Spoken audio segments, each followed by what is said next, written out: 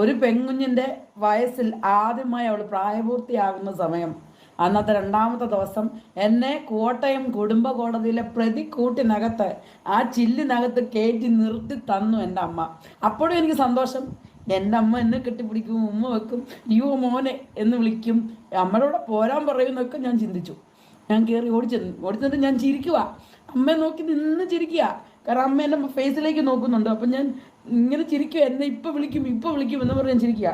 അപ്പോൾ വക്കീൽ ചോദിച്ചു, ഇത് നിങ്ങളുടെ മോളാണോ? കണ്ടോ, നിങ്ങൾക്ക് ഇത്ര 11 വയസ്സായ മോളുണ്ട്.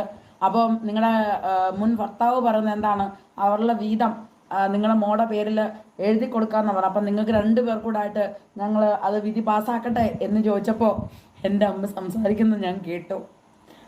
നന്നായി സംസാരിച്ചു. എൻ്റെ അമ്മയെ എൻ്റെ മോളാണെന്ന് പറയും, വിളിക്കും, ഉമ്മ വെക്കും എന്നും പറഞ്ഞ് ഞാൻ ആ മുഖത്തോട്ട് കൗതുകത്തോടെ നോക്കി നിന്നൊരു 11 വയസ്സുകാരുടെ മുഖത്ത് നോക്കി എൻ്റെ അമ്മ പറഞ്ഞു, ഇവളെ ഞാൻ പ്രസവിച്ചതല്ല, ഇവളാരാന്ന് എനിക്കറിയില്ല, ഇവളെൻ്റെ മകളല്ലെന്ന്.